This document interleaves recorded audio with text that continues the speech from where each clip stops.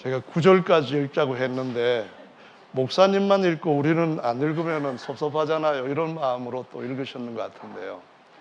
좋습니다. 오늘은 아름답고 거룩한 것으로 야훼께 경배할지어다. 온 땅이여 그 앞에서 떨지어다 라고 말씀하셨는데요. 하나님 앞에 드리는 경배 또는 예배에 대해서 함께 살펴보시면서 그 중에 특별히 하나님을 극진히 찬양할 것이라 했는데, 극진히 찬양하는 것이 어떻게 찬양하는 것인가, 이것을 우리가 성경에 있는 말씀을 따라 하나님께서 받으심직한 그러한 찬양으로 예배를 아름답게 충만하게 해야 될 줄로 믿습니다. 구약 성경에는 예배라고 언급된 단어는 없습니다. 예배란 말 대신에 경배라고 번역을 하고 있는데요, 원래는 같은 단어를 구약에서는 경배라고 하고 신약에서는 경배나 예배라고 번역을 하고 있습니다. 그런 구약의 경배, 예배, 이 단어가 갖는 근본적인 의미는 어떤 것일까요? 경배하라 했는데 우리말로는 공경하며 절하라 이런 뜻이죠. 그러면은 성경에서 하나님께서 사용하셨던 히브리어를 통하여서 이 단어의 의미, 경배하는 그 단어상에 하는 행동이 어떤 것인지를 살펴보는 것은 유익이 있습니다. 왜냐하면 우리가 생각하는 것과 좀 다른 부분이 있기 때문입니다. 히브리어로 샤하라고 하는 단어를 쓰는데요, 이 단어는 원래 어떤 뜻인가 하면 구부리다, 그 다음에 절하다, 엎드리다 또는 경배하다, 이런 의미로 사용이 됩니다. 특별히 거기에서 다른 것들은 여러분들한테 설명을 안 해도 잘 아실 겁니다. 절하는 것이라든가 엎드리는 것, 특히 엎드리는 것 같은 것은 같은 아랍권에 있는 사람들의 알라한테 숭배를 할 때 어떻게 하는지 여러분 아실 겁니다. 그냥 바닥에다가 배까지 쭉 깔고 그 앞에 완전히 부복을 하는 것을 의미하는 것입니다. 이것은 특히 다른 우상 숭배하는 자들에게서도 모습을 볼 수 있는데, 불교인들은 어떻게 하는가요? 108배니 3000배니 아니면은 이 몸 전체를 바닥에 던지는 것 같은 그런 걸 가지고 그 하나님, 자기들의 신을 경배하는 모습을 보여주고 있습니다. 그런데 이 샤가, 히브리어 사가 구부리다 하는 단어로 그런 의미로 번역이 될 때는 어떤 것인가 하면요, 이사야 말씀에 보시면은 51장 23절에 이런 말씀이 있습니다. 적들이 와서 너희들 위, 구부린 너희들 위를 밟고 지나간다, 그런 의미예요. 그래서 구부린다는 말은 지배한 자가, 정복한 자가 지배받는 자를 바닥에다가 구부리게 해놓고 그 위를 밟고 건너가는 겁니다. 마치 징검다리를 건너는 것처럼. 따라서 하나님 앞에 경배하다 하는 의미 중에는 어떤 것이 있는가 하면은 우리가 하나님의 지배 아래, 하나님의 발 아래 완전히 부복합니다 라는 의미를 가지고 있는 것입니다. 만약 우리가 하나님 앞에 경배한다고 하면서 하나님 앞에 그와 같은 마음에서부터 멀어진 어떤 하나님과 대등한 관계, 거래하는 것 같은 그런 관계, 아니면 하나님을 우습게 여기는 생각, 이런 것들을 가지고 있다고 한다면 절대로 이것은 하나님께서 마음을 아시고 받으실 수 없는 예배, 경배라는 것을 보여주시고 있습니다. 여러분, 경배할 준비가 되어 있으십니까? 아멘.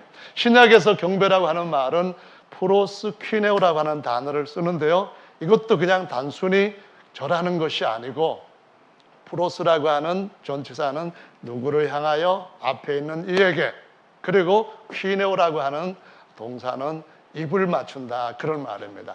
그러니까 앞에 경배 받으실 그분 앞에 무릎을 꿇고 입을 맞추는데, 어떤 분은 손에다 입을 맞출 수도 있습니다. 그러나 성경의 말씀에 보면은 예수님을 뜨겁게 사랑했던 여인들이 그 예수님 앞에 경배를 하고 예배를 하는 모습을 보면은 향유옥합에 그 향유를 다 부으면서 발에다가 붓고 머리카락으로 그 발을 닦고 그리고 발에다가 입 맞추는 것을 쉬지 않았다 하는 바로 그것이 신약에서 경배하는 아주 완벽한 모습의 경배 자세입니다. 여러분, 그런 자세로 예수님 앞에 나가는 것이 쉬운 일은 아니지만은 당연한 일이요, 합당한 일이요, 마땅한 일인 줄로 믿습니다. 왜냐하면 그분은 홀로 더 극진한 예배를 받으시기에 합당하신 분이기 때문입니다. 할렐루야! 여러분들도 그렇게 믿으시는 줄로 압니다. 우리가 경배하면은 구약에서 드렸던 경배와 신약에서 드렸던 경배의 차이를 보게 됩니다. 뿐만 아니라 범죄하기 이전에 아담이 가졌던 경배와 범죄 이후의 인생들이 갖는 경배의 차이점을 보게 됩니다. 어떤 차이인가요? 죄를 짓기 전에 하나님은 아담한테 동산이 서늘할 때, 그러니까 해가 좀 질 한 5시, 6시 이 좋은 때에, 그때에 하나님께서 나타나셔가지고 아브라함과 교제를 하십니다. 그런데 그 교제라고 하는 것은 아브라함한테 어떤 섬김을 받는 것, 아브라함과 아버지가 아들이 서로 사귐을 갖는 것, 또 그 아버지가 아들한테 어떤 교양을 가르치는 것, 어떤 장래의 비전들을 알려주는 것, 이런 것들을 의미하는 교제입니다. 거기에다가 이분이 너무너무 놀랍구나 해서 그분을 공경하고 높이고 송축하는 것을 의미합니다. 송축이라는 말은 노래로, 찬양으로 그분을 복을 이렇게 박수하다 이렇게 하는 그런 의미입니다. 우리가 낮은 자로서 하나님 앞에 축복하는 것은 정말 잘못된 것입니다. 그래서 송축이라고 하는 말은 하나님 너무나 놀랍습니다. 하나님 저희들에게 베풀어 주신 그 은혜를 말로 다 표현할 수 없습니다. 하여간 하나님 무조건 감사합니다. 저희를 향하신 하나님의 그 깊은 계획들이 얼마나 귀하고 오묘한지 측량할 수 없습니다. 하나님은 찬양받으시기에 합당하십니다. 이런 이야기들이 바로 그분을 송축하는 것입니다. 아멘. 그런데 범죄했을 때 하나님이 여느 때처럼 딱 오셨는데 아담이 안 보이는 겁니다. 그런데 숨바꼭질 하려고 숨은 것은 아니었습니다. 하나님이 모르시는 것도 아니었습니다. 아담아, 내가 어디 있느냐라고 하나님께서 부르셨을 때 아담이 말을 합니다. 하나님, 제가 벗었기 때문에 두려워서 숨었나이다, 이렇게 말합니다.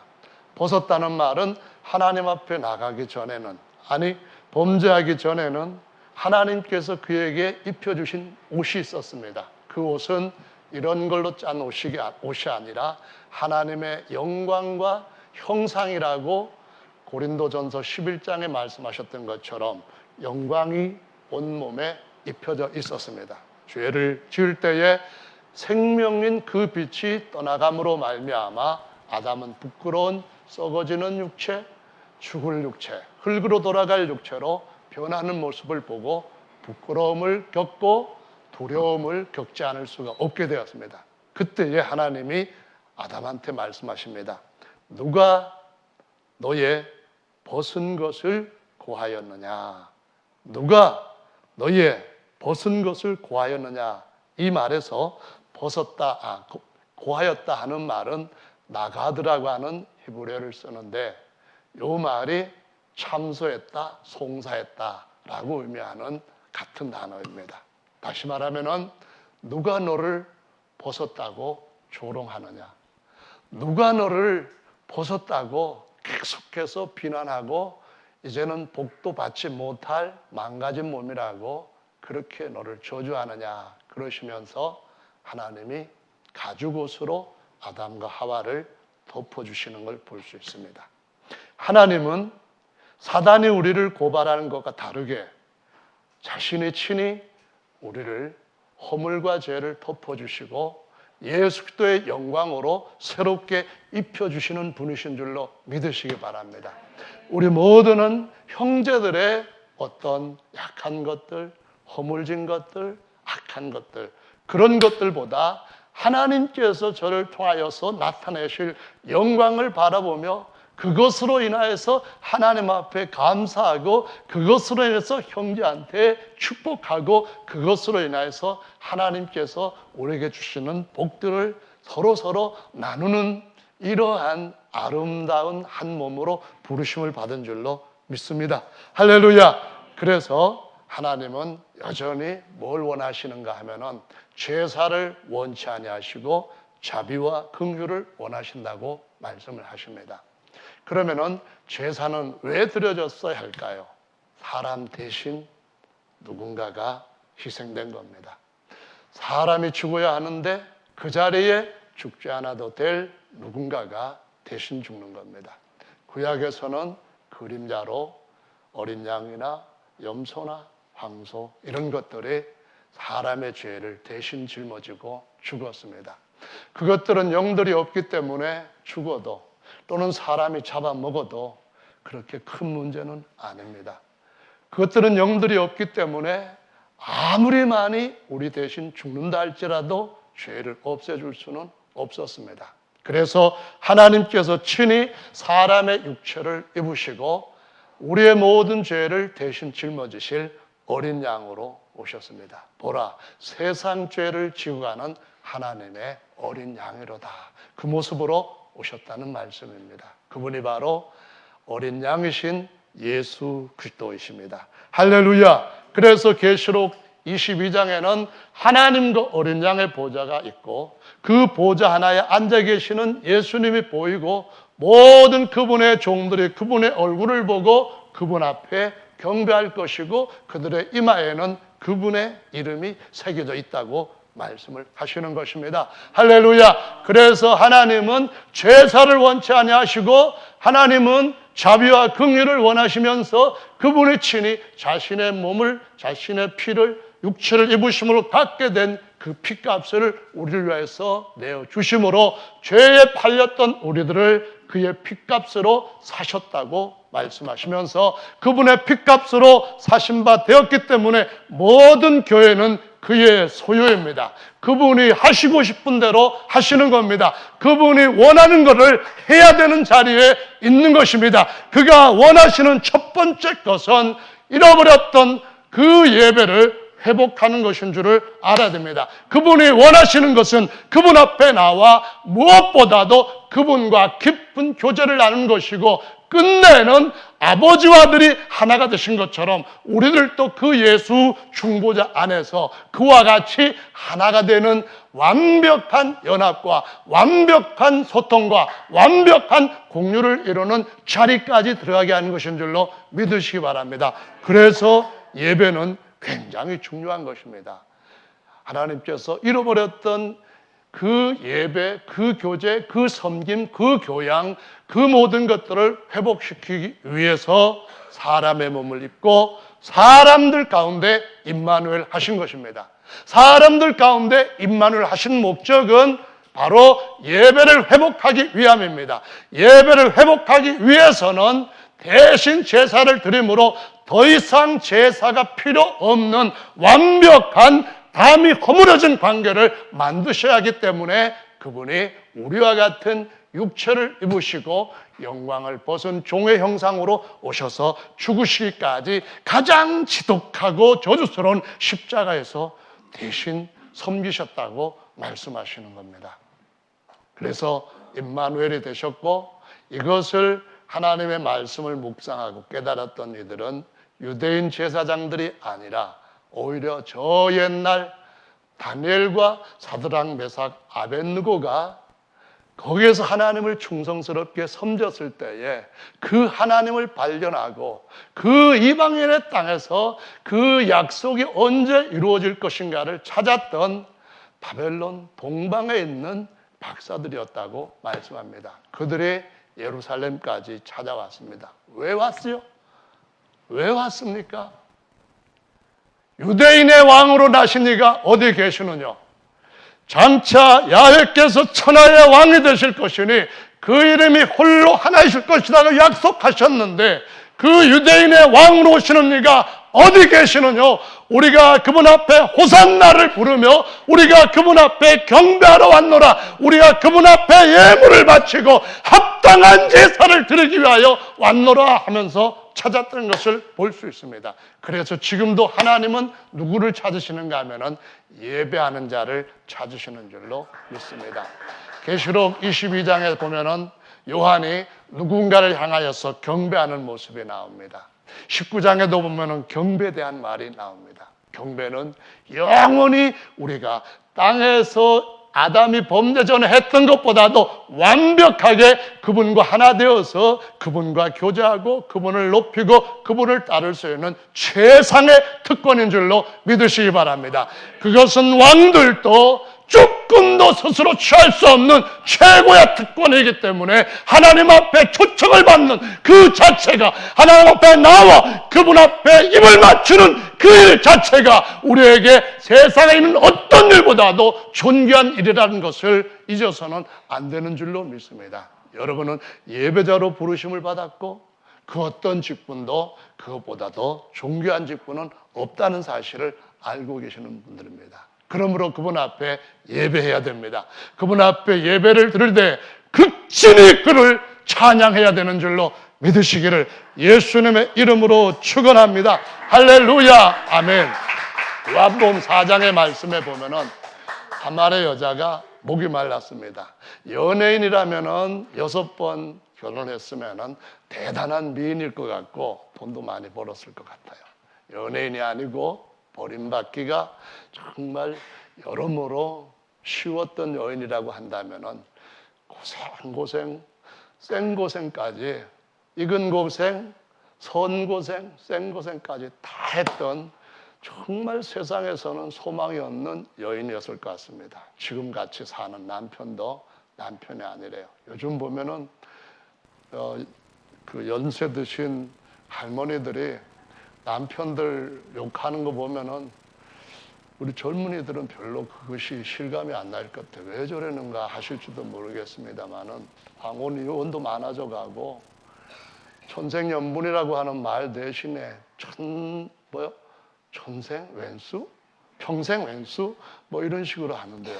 이 여인도 정말 힘든 삶을 살았습니다. 근데 예수님이 생수의 샘을 그 심령 속에 주시겠다고 합니다. 성령으로 언약을 맺는 거죠. 그리고 난 뒤에 주님이 그분한테, 그 여인한테 남편 데려오라 했습니다. 저 남편 없는데요. 맞다. 다섯도 내 남편 아니었고 지금 있는 남편도 내 남편 아니었다. 선지자입니다. 그 다음에 바로 이어진 말씀이 그럼 예배를 어떻게 해야 됩니까? 이거였습니다. 선지자가 와서 말씀을 준다면, 메시아가 그 중에 최고의 선지자로 오셔서 말씀을 주신다면 예배에 대한 말씀이라는 겁니다.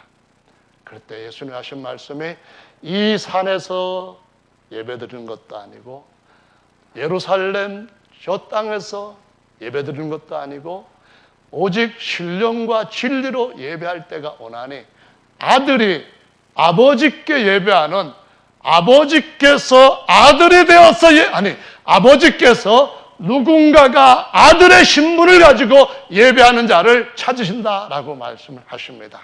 그것이 바로 신령과 진리로 예배하는 자다라고 말씀하십니다. 이것은 요한복음 앞에 있는 3장에서 물과 성령으로 거듭난 사람들이 참 하나님이신 그 유일한 신랑 되신 유대인의 영원한 왕일 뿐만 아니라 온 세상의 만왕의 왕이신 예수님 앞에 예배하는 것이 바로 은혜와 진리로 예배하는 것이다 라고 말씀합니다. 거기에는 3가지 예배자의 종류가 나옵니다. 하나는 지상에서 유대인들이 땅의 성전에서 레위지파의 제사장이 동물 제사를 드리는 이런 예배입니다. 또 돌로 지은 성전에서 드리는 겁니다.